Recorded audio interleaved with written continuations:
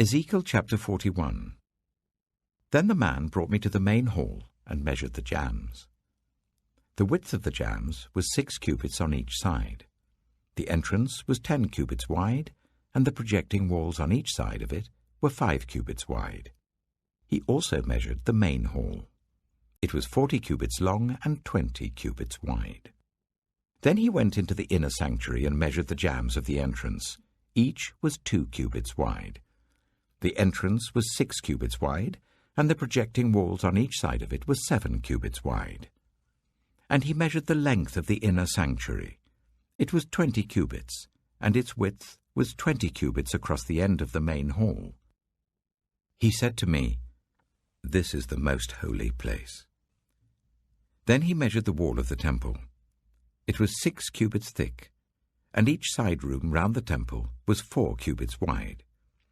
The side rooms were on 3 levels, one above another, 30 on each level. There were ledges all round the wall of the temple to serve as supports for the side rooms, so that the supports were not inserted into the wall of the temple.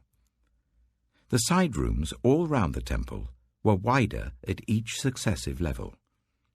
The structure surrounding the temple was built in ascending stages, so that the rooms widened as one went upwards. A stairway went up from the lowest floor to the top floor, through the middle floor. I saw that the temple had a raised base all round it, forming the foundation of the side rooms. It was the length of the rod, 6 long cubits. The outer wall of the side rooms was 5 cubits thick. The open area between the side rooms of the temple and the priests' rooms was 20 cubits wide all round the temple.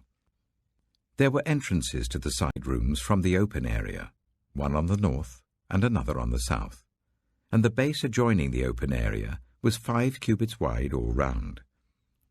The building facing the temple courtyard on the west side was 70 cubits wide.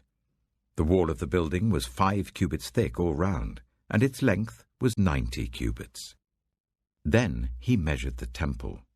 It was 100 cubits long, and the temple courtyard and the building with its walls were also 100 cubits long.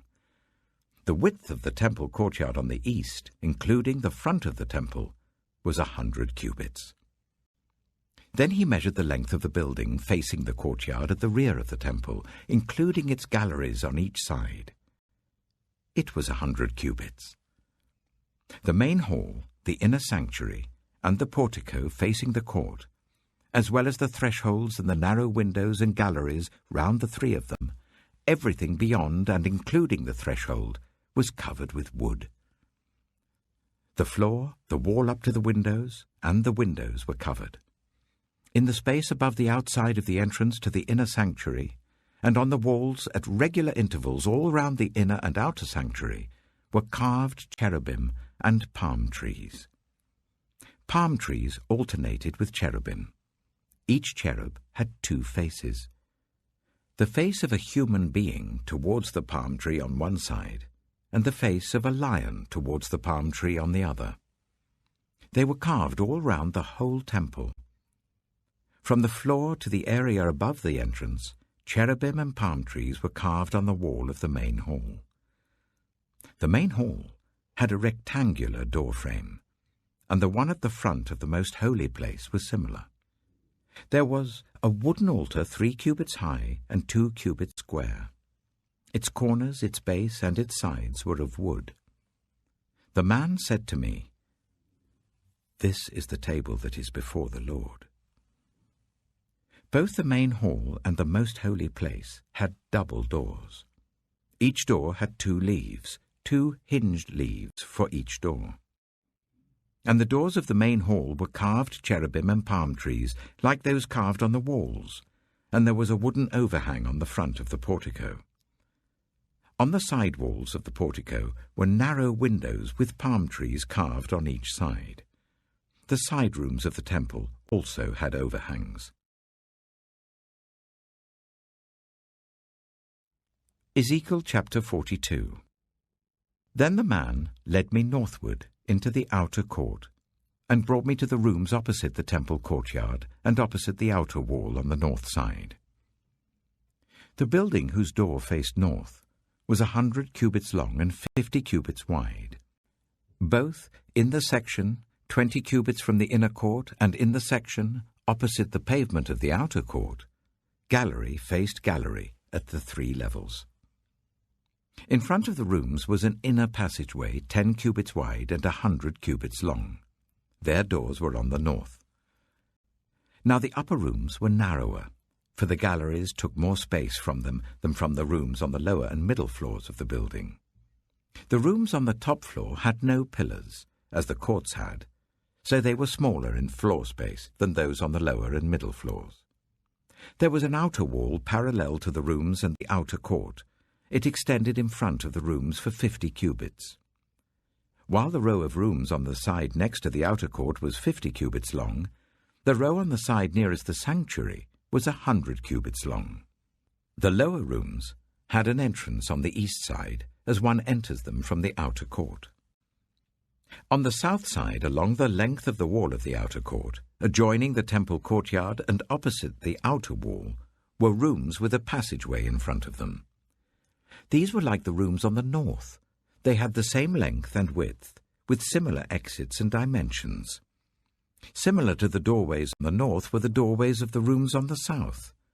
There was a doorway at the beginning of the passageway that was parallel to the corresponding wall extending eastward, by which one enters the rooms.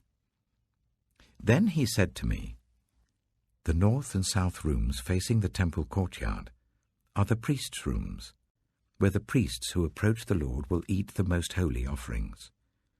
There they will put the most holy offerings, the grain offerings, the sin offerings, and the guilt offerings, for the place is holy. Once the priests enter the holy precincts, they are not to go into the outer court until they leave behind the garments in which they minister, for these are holy. They are to put on other clothes before they go near the places that are for the people." When he had finished measuring what was inside the temple area, he led me out by the east gate and measured the area all round. He measured the east side with the measuring rod. It was 500 cubits. He measured the north side. It was 500 cubits by the measuring rod. He measured the south side. It was 500 cubits by the measuring rod. Then he turned to the west side and measured. It was 500 cubits by the measuring rod. So he measured the area on all 4 sides. It had a wall round it, 500 cubits long and 500 cubits wide, to separate the holy from the common.